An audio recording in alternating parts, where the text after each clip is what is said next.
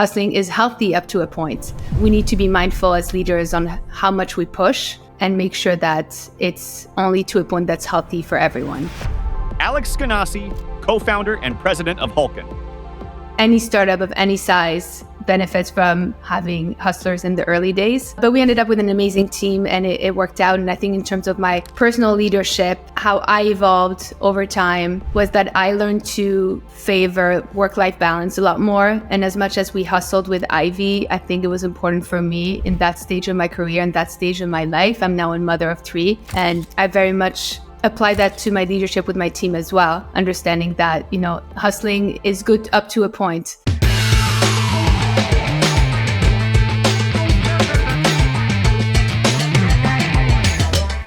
Alex, welcome to Founders and Empanadas. I'm incredibly excited to have you on today. How are you doing? Thank you for having me. My mouth is full. I can't even talk. Thank you for the empanadas. I love it. Usually I wait for people to ask usually I wait to ask questions before people bite in, but you were one step ahead. I couldn't wait. I dove right in. Yeah, so tell me a little bit more about why you're in Portugal, how you landed there. This is actually our second Founders and Empanadas episode with someone out of Portugal. Really? So wow. It's becoming a popular destination for founders, it looks like. It really has been. So we landed here. Basically, we were in New York City up until COVID hit. Then, as you know, the city shut down. I had just given birth to my third child in April 2020 at peak COVID times. And then we found ourselves without anyone in the city. Everyone had left, all of our friends. Everyone went back home or, out of town. And we just kind of panic moved to Switzerland, where I'm from, and hunkered down there to kind of ride the COVID wave until we figured out where we wanted to go next. And then we started evaluating, looking at the obvious choices. Are we going back to New York? Are we going to London, Paris, Berlin? And then, we came across Lisbon. And once you lay your eyes on Lisbon, it's really hard to turn away. So we started looking into it, saw a lot of, like-minded entrepreneurs and founders are moving here in flux from the US, from California, from New York City. And it's just attracting people that are like-minded and appreciate the quality of life here. You can live incredibly well. It's sunny. It's beautiful. You're very close to the East Coast, so just a 6-hour flight away, and also still in Europe. So it's not a bad choice. I've experienced that a lot here in Medellin, Colombia, after the pandemic. Right. You're also, yeah, right. Yeah. Huge wave of U.S. founders coming over. Just the founder community within the city has really improved. I was going to say, I feel like it opened up everyone's minds. You used to only be able to run a company out of New York or San Francisco. Even New York, like at the time that I built Ivy, we had to go out of San Francisco, raise money, do that whole thing. And only once we were established enough did we feel comfortable moving to the East Coast. But nowadays, I feel like we're in a different space. Yeah, COVID kind of tilted the zip code for companies. You can work from anywhere now. Alex, so we just met a couple minutes ago, and I'd love selfishly to learn myself and for you to share with our listeners as well about your backstory, the past companies that you've started, and how you've landed to where you are today, starting your new podcast. Yeah. So I became a founder about 15 years ago in Israel, actually in Tel Aviv, where I met my co-founder, Lee. We've opened up an e-com shop on Shopify. It was a very simple company at first called Artsetter. It's basically combining art and design online from different locations around the world, and raised our first $1 million from some of the biggest Israeli VCs. And that prompted us to move to New York City, where we actually tried to expand the business. But of course, it didn't work out. And we failed a couple times with that one before we actually landed on a much better idea, which was Ivy, a B2B SaaS software for the home remodeling industry. And that exploded. That worked really well. We actually hit product market fit pretty quickly. And then we hit a crossroad. It was either we were raising more money or we were getting acquired. We actually got a pretty good acquisition offer from House, which still is one of the biggest Silicon Valley unicorns. And the synergies were so strong, and it was such a good outcome for us and the team that we decided to go for it. And that's what was the journey of our first company for Lee and myself. The second company we embarked on was a B2B tool as well, this time in the education space, which was essentially AI-powered tools for educators, preschools, daycares. And we also, within 2 years of founding it, exited to another B2B software tool in this space. That was very recent. That was just a couple of months ago. And that was also a very thrilling, very chaotic, crazy startup journey, but an exciting one. And in parallel, I also founded a D2C brand called Hulken, which is a brand of tote bags on wheels, which is something you've never heard of before because it didn't exist until Hulken. But we essentially make the granny carts cool. And it really went viral from day one almost. It was kind of a side gig for me until recently. After we exited Clay, my last company, I stayed on for a couple months, and then now I can dedicate more time to Hulken. Amazing. I love the variety of industries, from interior design to education to now granny tote bags. Yeah, exactly. Who would have thought? Hulken is kind of this accidental business. We didn't think or know it would become something, but it became, the biggest company I've ever run. So it's very gratifying. And walk me through that founder industry fit. Is there a storyline or parallel that goes through between those three companies, or what attracted you to solving those pain points? Our first company, Ivy, was targeting interior designers. So everyone assumed that Lee and I were interior designers. But we realized that, you can actually tackle many different industries without being a part of it and still build great companies. We obviously ingrained ourselves in the industry. We became a part of their conferences, of their world. We really became voices, thought leaders in the space in no time. And I think it just shows our capacity to adapt ourselves and being able to essentially tackle any industry.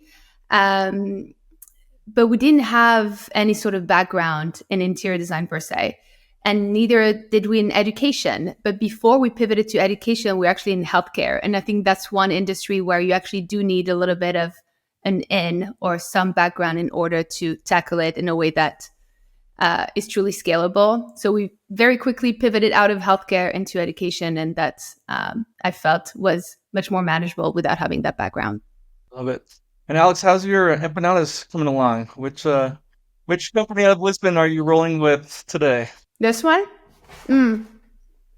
La Empanada. La Empanada. Nice and simple. We love to give the shout outs. Okay. It's perfect. Look at that. Well, congratulations on your second exit. And as you've gone through these different exits, how has your approach to leadership evolved, coming from your first venture in interior design to the most recent one? And can you pinpoint any specific moments or challenges that catalyze shifts in your leadership style? Yeah, I was obviously in a very different place when I founded Ivy, still in my 20s, before having kids. We raised our first $1 million without any experience in running a business. So the team that we hired at the time was a team of hustlers, which I think was the right move. And that's still something I would recommend today. So a team of hustlers that were wearing many different hats, were very agile, very nimble, willing to move fast. And that's what allowed us to go from art setters, which was the initial concept and truly was a failure, to pivoting to Ivy, which became the success that it became, and then ended up exiting to House. I attribute so much of that to the team that we had because they were receptive to the change. They were receptive to the pivots. They weren't holding, onto ideas that weren't working. So I do think for, young 20-something-year-olds, we had good judgment on that front in terms of our leadership. And we were able to make some smart choices. And I think in terms of my personal leadership, how I evolved over time was that I learned to favor work-life balance a lot more. And as much as we hustled with Ivy, I think it was important for me in that stage of my career and that stage of my life. I'm now a mother of 3. And I very much apply that to my leadership with my team as well, understanding that, hustling is good up to a point. Hustling is healthy up to a point. But there's always going to be we need to be mindful as leaders on how much we push and make sure that it's only to a point that's healthy for everyone. Absolutely. Yeah. Your story really that draws a lot of parallels with my friend Eric. I'll need to connect you with him after this show. But he also co-founded SAAS for interior designers, and just Oh, really? throughout all of his businesses, the number of pivots he's gone through, and just flexibility by also having an early team that were all hustlers that were able to wear multiple different hats and comfortable with that flexibility has really served him well too. It's interesting how some founders have stories of pivots and some founders have stories of perseverance. In our case, we've always been a story of pivot. We start with one thing, we pivot here, we pivot there, and we end up on something amazing. We build fast, we get something to market, and that's how we learn from those market signals. Whereas I find that some other founders, and I know a bunch, come with an idea and kind of stick to it. And that endurance is what gets them to have it work. So I always obviously resonate with the pivoting stories because that's how I like to build companies. But obviously some people do it differently. Absolutely. And for first-time founders that are listening to this episode, at what point does it make sense to bring in that senior leadership that's done this multiple times before and has the playbook versus sticking with that core group of kind of entrepreneurial-minded, multi-hat wearing teammates? I would say 100% go with the hustlers, go with those that are moving fast and ready to tackle any challenge. I think the issue can be with more senior hires that you end up with people that are very good at one thing, but then are not willing to touch on areas that the startup needs at the time. I think for any early stage startup, there's always going to be a time where you have to jump into a situation that's a little bit uncomfortable or a situation that's maybe a little bit below your pay grade. And I think that's what's critical in the early days because you don't know where you're headed. You don't know what's going to work. And you need to make sure that your team is ready to fill the gaps where they're needed. Great, Alex. And I'd love to dive a little bit deeper, and maybe I'll use 2 empanadas for this visual. But how do you balance the need for rapid growth with also maintaining conscious and mindful company culture? And were there times that maybe seemed at odds, or how did you navigate that tension between rapid growth, grow no matter what, while also staying mindful? Wow, yeah, I think that's something that I learned over time as a founder. I don't think I was as good with it in my earlier days, but I think with time I learned to become more mindful and more aware of work-life balance. With Clay, when we first started it, again, it was much easier to raise money. We could hire these more senior people. And off the bat, we said we're going to have this great culture. We're going to have the last Friday of every month off for everyone. And that was great when the money just hit the bank. But then, after 12 months, we started realizing, okay, maybe not every month, like we do actually need to work and we do actually need to hit the targets. So it's one of these things where, yes, you want to have that culture. And by the way, our employees were very disappointed with that change. We ended up stopping the last Friday of every month off. And it created some tension internally. And I think we should have given it more thought before just doing it. It's always harder to take benefits away than to give them. Exactly. But again, I think that goes back to that mindset. If we had a team that was truly understanding of the stage that we were in, maybe it wouldn't have been as hard. But ultimately, it was no big deal, and they went with it, and they understood the priorities of the company. And I think that's what probably one of the hardest things as a founder is to balance the needs of the company, the needs of your employees, and obviously your own needs as well. Totally. And can you share a little bit more about how you've implemented mindfulness and mindful communication into your companies, and especially during the high stress periods like fundraising or close to a sale event? So for me, mindfulness doesn't have to be, the 40-minute meditation every morning or the hour-long yoga class. I think there are ways to be mindful that involve small moments in the day. So it could be just reflecting on whatever's ahead of you, or just reflecting, taking a minute in the elevator going up on things that matter to you that day or that you should be thinking about. And in terms at the company level, we really try to have moments of fun, moments that we're not just talking about targets and KPIs, but moments where we can all be together as a team and maybe take a step back from the numbers, from the metrics, from the growth, and make sure that we can reflect on that and give ourselves the space to be able to then be refreshed and come back and hit those targets even better. I love that. Yeah, one daily practice that I've found helps me is just 2 minutes reflecting on the people and the impact that we're making. It's more challenging to do that in a fully remote setup, and I'm glad to be going over to visiting my team in the Philippines next month. But just taking the time to see what opportunities are being created and also how that impacts customers. That's what fuels me every day. Yeah, totally. I think, like you said, the remote environment makes it difficult. We would do dance parties a lot remotely. We would do happy hours remotely, and which was interesting because for some people it was 2 p.m. For others it was 10 p.m. But we'd do a happy hour and find a way to connect on a human level, and then also reflect on why we're doing this, aligning everyone's kind of ambition and passion for what we're doing. I think is really important in making sure that the flame is still there and that people are still passionate about the goal. I love that. Remote dance parties. I'll need to try that one out. Our go-to is 2 a.m. Karaoke parties. Oh, there you go. So I'm gonna try that one too. And how has your mindfulness practice influenced your relationships with failures and setback? Are there any examples that you can share where maybe having a perspective shift made a big difference in just how you approach failure and setback? Yeah. So I think as you age and as you go through companies, you learn to deal with failures, obviously. But I think I've definitely gone through that shift over time where I'm trying to be more mindful with myself, meaning being more gentle with myself, prioritizing my health, prioritizing sleep. In the earlier days, I was so focused on growth and making sure that I was hitting, whatever target we had set for our investors, that a lot of that went on the back burner. And I think, unfortunately, in our world of startups, you have to hit a very bad spot before you can get up and realize what's happening.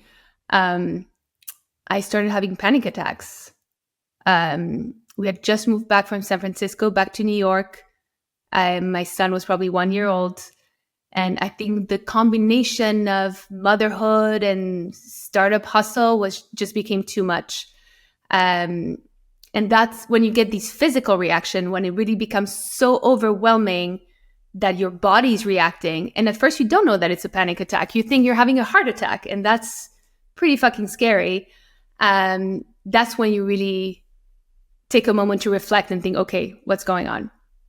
And I think that's when I started over time prioritizing myself more. And it allowed me to get more of these moments of self-introspection and be able to deal with, whatever failures we were having. Things were obviously not always rosy.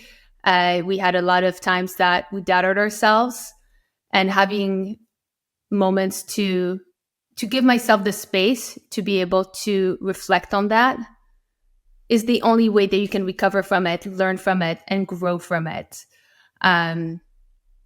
So obviously it took time, and it took reaching a very bad spot to understand that. But it did. And I think I'm grateful for that.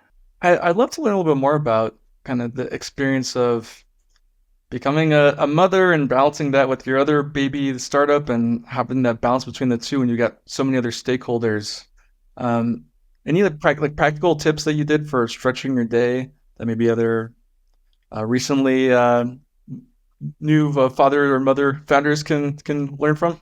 Honestly, just getting a ton of help and realizing that you're not going to see your children as much as you wish you did, and being okay with that. I think if you're struggling with the concept of, having your kid being in daycare or being with a nanny, then you're just going to struggle so much more.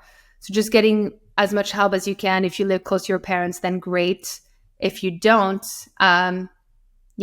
finding the help that you need. And I think a lot of us founders are in remote places, are expats in different cities, and oftentimes far from family. So just getting the support system to be able to hustle, work hard, but still feel like you're an accomplished parent is the goal. Absolutely. And I'd love to learn a little bit more about the exit process. Walk me through any kind of best practices that you put in place for assessing kind of potential exit partners. Walk me through kind of the strategy of how you're able to shift your team and incorporate them into the new acquiring company. What did that process look like? Yeah. So a lot of people reach out to us asking how to get on the map, how to get on, an acquirer's radar. For us, we, in both cases, became a brand that players in the industry could not ignore. In the case of Ivy, very quickly, within 18 months of launching, we were at every single market. We were in every design publication. Even if you wanted to, you couldn't ignore it. We were there. Same with Clay. We became the first and only AI player in early education. You could not ignore it even if you tried. And I think both times we ended up with great outcomes in the sense that the acquirer, the people that wanted to buy us were actually other players in our space that had great synergies. I often think if someone else had approached us, I probably wouldn't have gone through with the acquisition. Like both times, we ended up with great partners that could 10x our value, that could 10x our impact. And that I feel very, very lucky about. In terms of the process, it's funny because they always say, check your LinkedIn messages. And in the case of Ivy, it was actually just a biz dev request at first, right? On LinkedIn. And we didn't reply. And then after a while, we ended up replying to that message. And that's what eventually led us to the acquisition. In the case of Clay, it was a bit of a roller coaster experience. We started the process. We actually got a term sheet with one acquirer. Then they completely ghosted us, literally out of thin air, gone. And, it's always that timing with acquisitions where, okay, we're actually running out of money. If we hadn't gone down the path of an acquisition, we probably would have raised money instead. So money was running out. The acquirer was gone, vanished. But then we somehow got 2 more acquisition offer, and the third one came back into the picture. So we ended up with 3 acquisition offers on the table, really close to, running out of cash. And that actually worked in our favor. Obviously, this is where you can, leverage the different term sheets and try to get the best outcome for yourself. I think acquisitions, especially early ones, are always tricky with your team because a lot of them join for that big vision and that big outcome. But ultimately, and I think it's always kind of a struggle to balance the needs of the company and the needs of your employees. But we always obviously try to make sure that everyone, gets what they deserve for investing and believing in us. Absolutely. And with those acquisitions, did you structure a buyout period? What did it look like for the core teammates as they transitioned into this new company? Yeah, so there's always a buyout period and some sort of vesting, not for the entirety of the amount, but there's always some sort of retention mechanism for your team. In the case of House, we stayed for a long time. We stayed for 3 years. In the case of Clay, actually, my co-founders are still there, but I decided to have my vesting shorter for many reasons. But a lot of it is, I've been at it for so long and I just felt like I needed a break. So you may end up with an acquirer that's flexible on this, like it was the case for us on the Clay front. But some acquirers just don't give you a choice. And it's oftentimes 2 to 4 year vesting. And for good reason, they want your team. They want you. You're the leader of that company. And if they're acquiring your business, it makes sense that you'd be there to lead it. Excellent, Alex. And also just curious to hear a little bit more about the timing of that second acquisition. Was it just by chance that the one that originally ghosted came back after there were two other players in the mix, or what's the story behind those three simultaneously happening? Yeah, well, it's one of these things where it's kind of a balancing act, and you need to make sure that it's like fundraising. You try to keep everyone in the loop. You're trying to keep everyone at the same pace. You want to move things along. At the same time, you don't want to burn any bridge. It was a tough, stressful few months to try to, get as much as we could.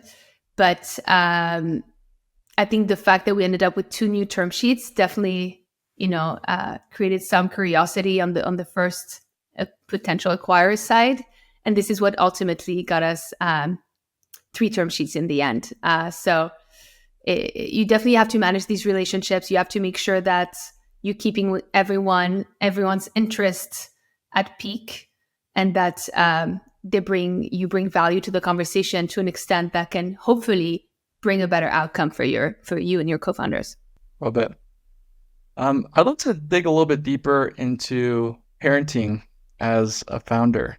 You've touched on the importance of support systems in the background, but beyond that, any maybe expectation settings with the team or any frameworks that you've used to be able to balance both? I know from my end, I'm not a father yet, and I can't even imagine what the responsibility of being, bringing a creature into this world and having to take care of that while also taking care of my other kid, the company. Yeah, it became such a non-issue. But when I first got pregnant, which was an unexpected pregnancy, we had just moved to New York, just closed our first $1 million round. And I felt guilty. I felt guilty as a founder to be pregnant. I didn't know how to break the news to my co-founder. I didn't know how to break the news to my investors. So they just give me all this money. I'm going to be giving birth in 6 months. Like, I felt so irresponsible. But looking back, I just can't believe that either they made me feel this way, or why did I feel like that? The pressure of having to, deliver, never take a break, never take a vacation is so strong in our industry that you feel guilty about, taking a maternity leave. You feel guilty about taking any sort of time off. And there's so much praise for these women, answering emails from the hospital bed after giving birth. And there's like this pride in talking about this. And it's something that's completely unnatural. You shouldn't be answering emails from your hospital bed. You should be focused on your baby, or at least that's how I felt. But I had this immense pressure. Probably a lot of it came from me more than anyone else, that I, over time, grew out of. And when I sold my first company, I was actually then working for a unicorn with proper maternity leave. And then the perspective changed because I could actually take 4 months off. Wow, like incredible. And that shifted my mindset and helped me kind of also understand that if you have a good co-founder, you have a good team, the ship's still sailing. Surround yourself with people that you trust that can run the company for you. As a parent, you're going to have times where you can't show up in a phone call, you can't show up at a board meeting, you show up late to an all hands, and that's just going to happen. And you have to be at peace with that, without the guilt of feeling like you're not delivering. Absolutely. And how did you show up as a leader after your first kid and after your second kid? What was well received by your team and what wasn't well received? Honestly, I was always very lucky with that. Everything was very well received.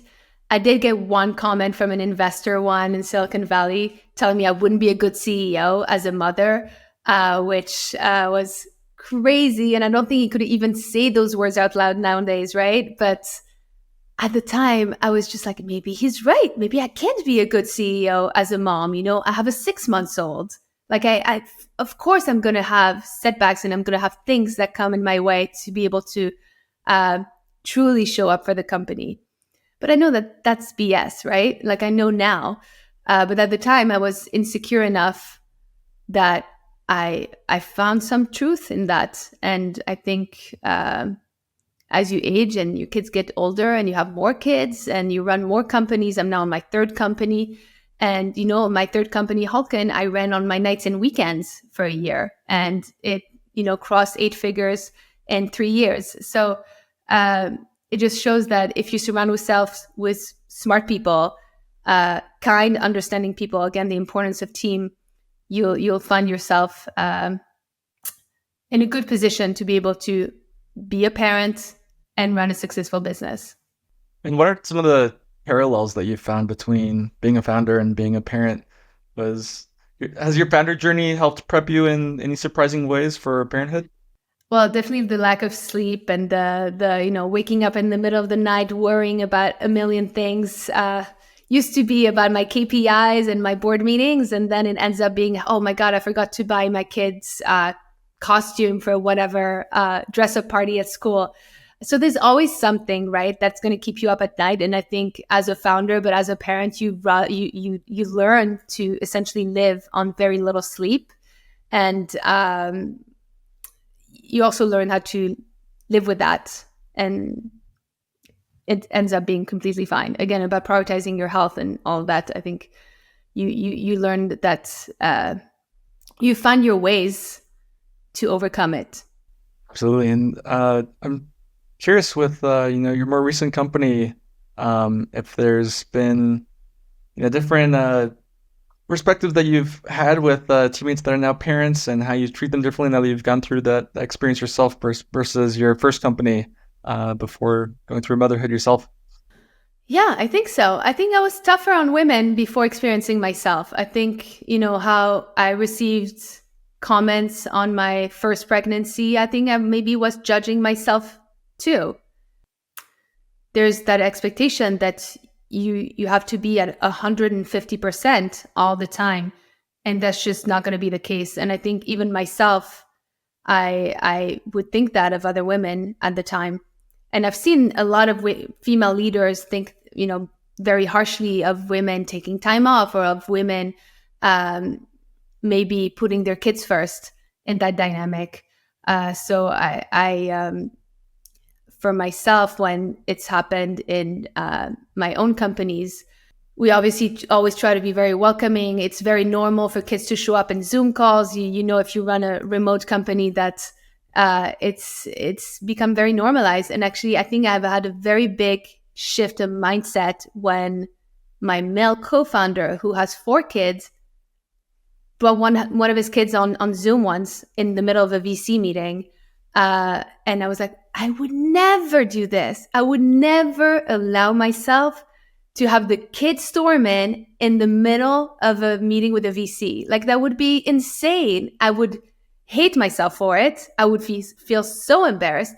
But he did it with so much confidence that I just was like, wow, he's setting the tone for how it should be. And if he can do it, of course we can do it. So I think sometimes looking at how men do it can probably guide a lot of the decision making that we should be going through as well. It's amazing how quickly tensions go down in meetings just with the presence of a cute little kid in the background. Yeah, it becomes so normal. They come in, out. One of my teammates strategically uses his super cute newborn for those tougher conversations. There you go. Very good trick. I've used that one. Awesome, Alex. So let's bring it to the present and the future. What are you up to now? And tell us a little bit more about your new podcast. Yeah. So, like I said, I ended my vesting at Clay in July, and took a little bit of time, July, August, to focus on the family, which I hadn't done since the kids were born. So that happened. Now I am focusing more of my time on Hulken, which is exploding. We just launched internationally. It's working incredibly well. So very excited about that one. It's really fun. And we're also launching a new podcast, which is so exciting. It's called Unfinished Business. It's touching on many different aspects of business, life, manifestation, everything that keeps founders up at night, or just women up at night. So we're very excited, and we're launching next week. Congratulations. I'm looking forward to giving it a listen. Yeah, thank you so much. I know on my end, it's been pretty interesting doing this launch just in the past month. I was originally very hesitant towards the idea, and I like to be more on the private side. So this kind of very much goes against my values of putting everything out there. But the response so far has been very, It's very a much big motivating. step. So, yep. Congratulations. That's exciting. Yep. Awesome. How's your empanada coming along, by the way? It's good. It's falling apart. It's like in tiny little pieces. It's delicious. That's the idea. Our first episode, my speaker took a guest and just like exploded all over his shirt. So. Oh, really? Exactly. It's like all over my desk, different sizes, different. It's great. Alex, what's the best piece of advice that you've received recently? Yeah, that's a great question. I have a tendency to want to go very fast on things. With every company, we always prioritize speed over everything else, which has really served us in the past in a lot of ways. But we've actually recently, someone told me to slow down. And the reason why he said that was when making these rush decisions, very often I find myself skipping over very important stuff, which end up biting me back. And again, it goes back to that self-reflection that we we're talking about. But taking that step back and slowing things down, I'm actually ensuring that we're on the right track and not just going straight into a wall.